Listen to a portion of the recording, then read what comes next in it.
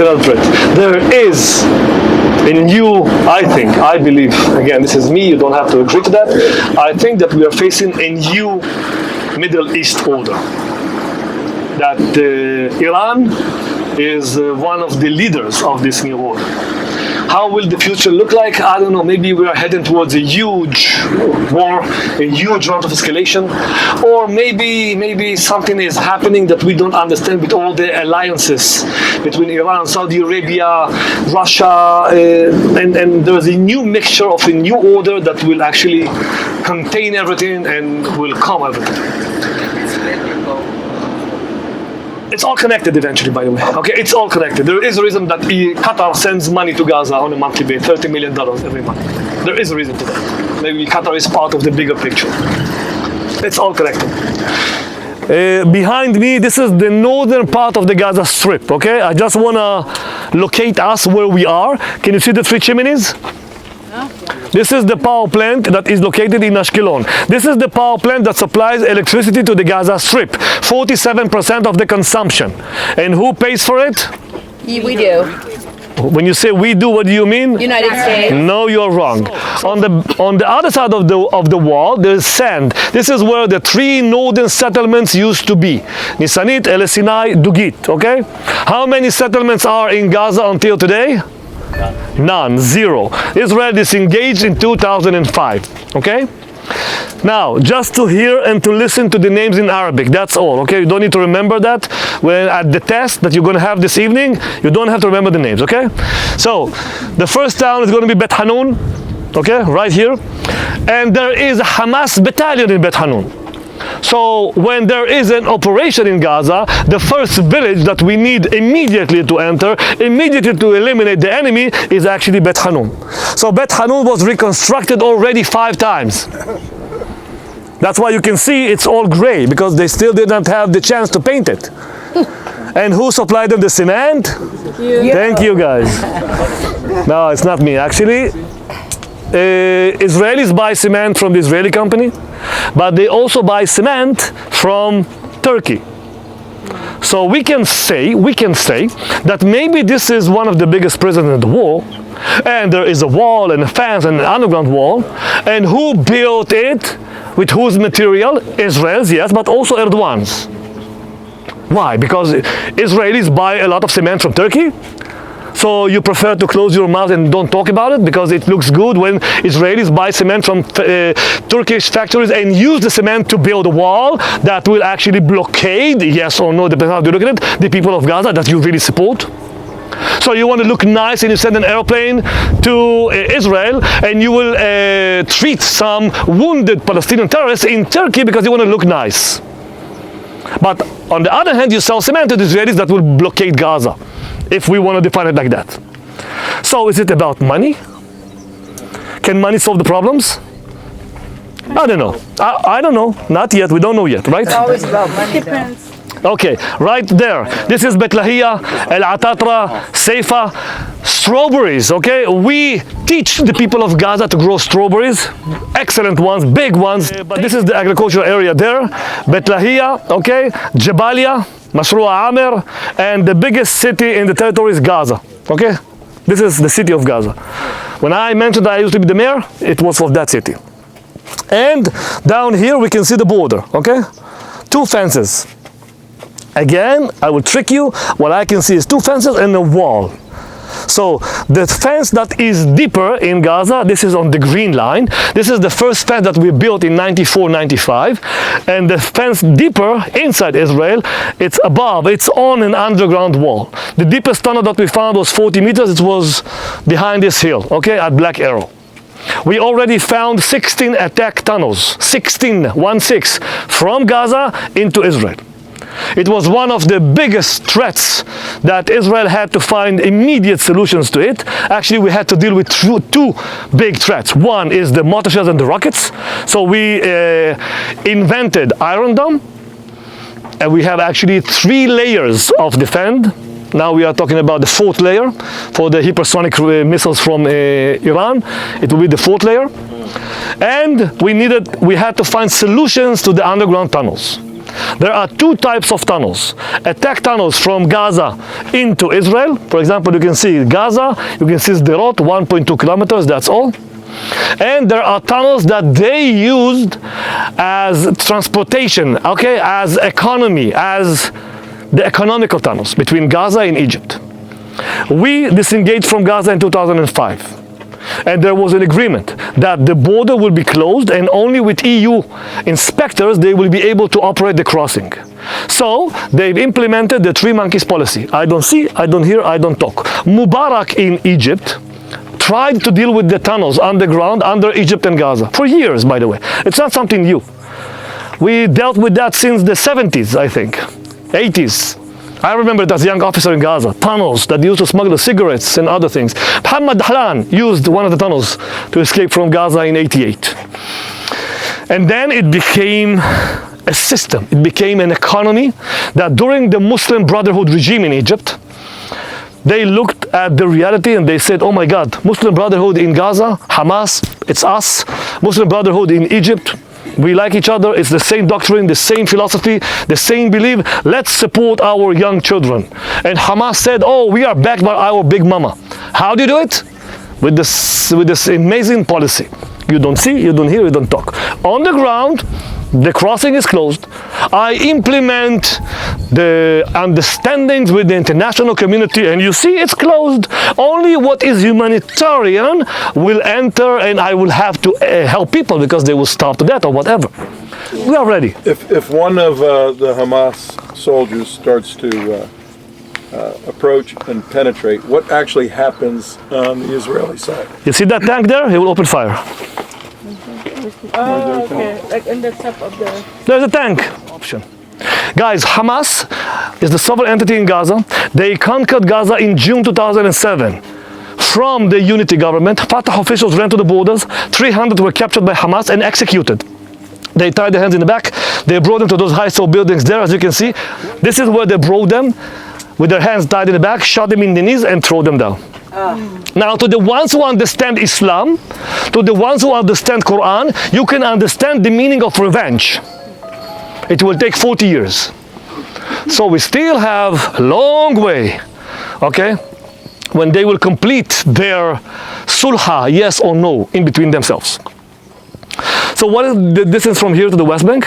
Do you know? 40 kilometers, Hebron, 40.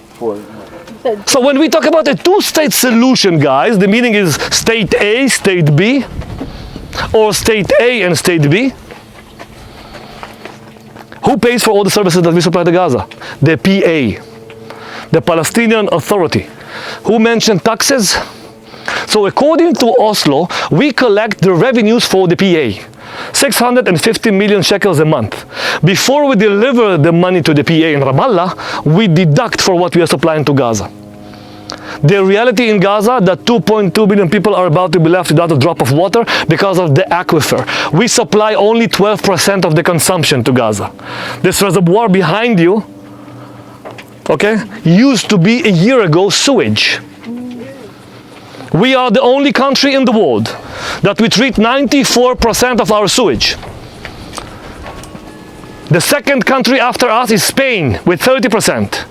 And we treat 94. We've created new water, sewage, desalination plants. The biggest one, the first one is in Ashkelon, near the power plant. And this is the one that supplies the water to Gaza, the 12%. I'm talking about 20 million cubic meters of water a year. With two connections, two pipes, one in Nachal Oz, one in Kisufim. And who pays for it? The PA. So can we just give them more? Yes. And who will pay? PA. So when we told them we should give them more, what did they ask us and who will pay? We told them you will pay. And they showed us a finger and not this one. So I flew to Brussels with Dr. Omar Katana, the Minister of Energy from Ramallah. It was in 2012 and we agreed that we are going to gather to the EU to ask for $500 million so the EU will build a diesel plant in Gaza. For the people of Gaza, that it will produce 100 million cubic meters a year for water, 50 to the aquifer because of the fact that the aquifer is collapsing. Okay, the aquifer is about to collapse. The aquifer in Gaza used to be very high, okay, during the years. As you can see, the Mediterranean, right? This is the Mediterranean. This is the natural border of the Gaza Strip. It's also controlled by the Navy. It's another challenge that we have when it comes to borders. I believe that to some of you, I don't need to explain what is the meaning of a water border, okay? Waves, divings, okay? And other issues. So for example, one of the solutions that we offered to Gaza is instead of using boats to fish inside the 9 miles or 15 miles, it depends if they are good kids or bad kids, why don't you just grow fish? And they said no to that. Actually, if they will start growing fish, and we did it with JICA, the Japanese, they can produce 22,000 tons of fish a year and get a lot of protein. So UNRWA, using your money, will actually buy less food that they will need to feed the people of Gaza. But they said no to that. Why? Because they want to show the people of Gaza that if boats enter to the sea, it's us who did it. 17,000 workers who work in Israel, guys. It's big money. We look at it in a Western way. It's like, oh my God, we are so amazing. It's like we look at the mirror and we almost fall in love in ourselves, okay? We are helping 17,000, 18,000 families in Gaza. They have money, they have a future, amazing. Okay, but how does the other side look at it? So the other side stands on a stage and says, you see guys, they were so afraid of our rockets that they opened the border for you. It's in the eyes of the beholder. So whatever you do it in a Western way of thinking. But you always need to understand the other side's way and how they look at things. Protective edge, 2014. You know what? Let's go a little bit back. 2005 we disengaged, 2006 elections, 2007 June, a coup in Gaza. Hamas led this coup in Gaza, and since then they controlled the Gaza Strip, and they led 4 rounds of escalation since then. 2008 CAS led, 2012 Pillar of Defense, this is when I flew to Egypt the first time. 2014 Protective Edge, the longest operation ever, 52 days. Who won, Israel or Hamas? What do you think? Hamas. Okay, when you say, I would say we both lost, okay? It's a lose-lose situation, because in wars everybody loses, but this is a Western way of thinking, okay? It took us 2 weeks to convince the IDF, Benny Gantz, that they actually won, that they believe that they won, and they are convinced in their victory. The first picture came out of Gaza was Hania, the head of Hamas, with a white jalabia in U1, on the ruins of his house in Shati refugee camp. It's like, if you want to embarrass an Arab leader, why you should bomb his house? Keep it standing so people will start questioning why his house is standing. But sometimes we are dumb. Sometimes. We are not so smart, as you just said. Or we think in Ashkenazi. Like me, I'm Russian, you know, I'm thinking Ashkenazi. And the first picture came out of Gaza was him with a nice kafia, and it was like that. We won. It was in Ma'arib, in Yediot. And we started to question, how come they think they won? We bombed the hell of Gaza. We destroyed factories, headquarters, 2,100 casualties, 12,000 were injured, damage all over. Okay, we weakened them so much, like we smashed them like cockroaches. And yet, they won. How come? It's 52 days of an operation. They launched mortar shells at the last second that the ceasefire started. And the announcement was, I won. I stood against the strongest military in the Middle East. If I can do it, you can do it. So it's a victory that will be beholder. May 2021, Guardian of the Walls, the 4th round of escalation with Hamas, okay? They launched rockets from Gaza to Tel Aviv. They stopped air traffic to Israel from Ben Gurion, a blockade on Israel. They launched rockets from Lebanon and Syria. Demonstrations on the border between Israel and Jordan for the first time. They launched rockets to Jerusalem, the protectors of Al-Aqsa, of Al-Quds, the heroes, and riots in the mixed cities in Israel. And who did it all? Hamas. There were 3 rounds of escalation between Israel and Pidge since then. 2019, 2021, I think, or 2022, and the last one. Okay, 2 months ago. Who won, Israel or Pidge? Palestinian Islamic Jihad. Palestinian Islamic Jihad. Who won, Israel or Pidge, guys? One guess. Yeah. Wrong. Hamas. Okay? Because Pidge tried to achieve all the achievements that Hamas achieved, and they failed. So who is the only one who can? Hamas. By making Pidge to fail, empowers Hamas to build their narrative of the heroes. Mahmoud Abbas is 87 years old. Guys, believe me, eventually he will die. He is sure that he will live forever, by the way, okay? I learned recently that his dad lived till the age of 102. I didn't know that. So when I told it to people in the West Bank, he said, oh my God, no way. How old is he now? He's 87. Now he will leave us naturally, or somebody will help him. That's how it works here, okay? And there will be elections in the future. Even though it's weird, it's like, how can a terror organization participate in democratic elections, okay? And who will win the elections? The ones who collaborate with Israel in the West Bank with security coordination, that yesterday arrested the student that leads one of the Hamas groups in one of the universities because they are fighting Hamas, or it's a coordinated thing with Israel, or the heroes who succeeded to win the strongest military, or to stand against the strongest military in the Middle East. Who will win? The heroes. Hamas. So our risk, or the threat, is that Hamas will control the West Bank in the future by free elections. Will Israel allow it? I don't know. I hope not. When it happened in the past, we did nothing. Left would. I don't know, guys. Guys, I don't know what will be Israeli policy about it. Maybe it's about time, if we know that, to start talking to them, because the moment we talk to them, we hug them, we make them weaker. Maybe this is why when Bibi Netanyahu yesterday declared that we are going to develop Gaza Marine in the Mediterranean, it was the first act towards accepting Hamas as the future leadership, or to show everybody that they are actually money can buy them, because from gas they can make a lot of money. So is this Bibi Netanyahu started to think in Moroccan, not in Ashkenazi? I don't know. It's questions. Okay, I'm asking myself those questions now. The crisis in Gaza, the aquifer is collapsing. The reservoir here used to be sewage. Can we solve them the problem? Yes, but the moment we add them water, they will create more sewage, because the aquifer collapses because of the sea that penetrates into the aquifer, and it's all with high salinity, and the sewage that they produce, 24,000 cubes a day into the aquifer, and 120,000 cubes a day are being spilled to the Mediterranean. Now it's a beautiful beach, by the way, as you can see. I've been there for years. I love the beaches in Gaza, with one small tiny problem. The movement of the Mediterranean is from south, and it moves north in circles. Take sand, bring sand, take sand, bring sand, take sewage, bring sewage. Where? To Israel, to the power plant. This is where this plant is located, that is capable to deal with seawater but not with sewage. So as we give them more, they will produce more sewage. So can't we give them more electricity? Because they will need to operate treatment plants inside Gaza, so they will be able to treat the water exactly like we do, so they will be able to irrigate the fields in Gaza and grow more vegetables. Can somebody provide Israel a guarantee? Where is she with the rocket? Where are you? How do you build a rocket? You step outside, you find a pole, you cut it, you open it, you melt it, you build it, right? Do you need energy to do it? That comes from where?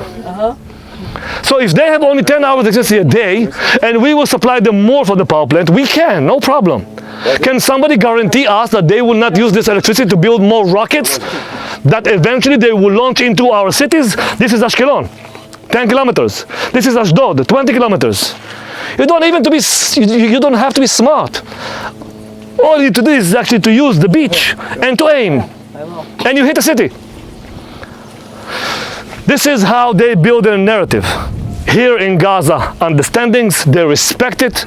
We respect the ceasefire, the discussions, the future, and they enjoy from soft power, okay, workers, that they use the money and tax it. Kerem Shalom, that you are driving, they also tax the goods that enter to Gaza from there. I know it because they used to send cement to Gaza. So my client showed me that they have to pay 8 shekels per ton that I send to Gaza. 8 shekels per ton, 1,000 tons a day, and it's only cement. Just calculate how much money is that. And 65% of the goods are actually entering from Sinai to Gaza with a company established by Sisi's son. It's called Abna Sina. So the goods that they send from Egypt, Libya, Sudan, okay, and weapons underground, it enters to Gaza, and this company taxes the goods. They're making an income of $700 million a year. So is it about money, guys? They have no problem with money. It's about image, it's about building a narrative. And can we solve the problem in Gaza? Of course we can. By the way, if you send me, I know how to negotiate. I will do it in Arabic, and I can reach to an agreement even better than what is discussed now. Now they are talking about 7 years, 10 years. I can reach to 25 years of hudna, ceasefire, okay? We will solve all the energy, economy, sewage, water, a port, and an airport, and I can bring 25 years of ceasefire hudna. Would you send me to negotiate? Yes. Okay. Nobody says no? Everybody yes? We will save lives, of course. You know, there will be one problem. We will save many lives with one small tiny problem. That we will be building a three-state solution. I'm sorry, but the time. When was the last time they've launched the rockets from here? How long? It wasn't that long ago, was it? 2 months ago. 2 months ago, right? You know, Do you think that there's an uprising? Is there a concern that there might This is be, one of the like what we're missiles hearing in the United States, another intifada or another rise? It's already started. It's already started.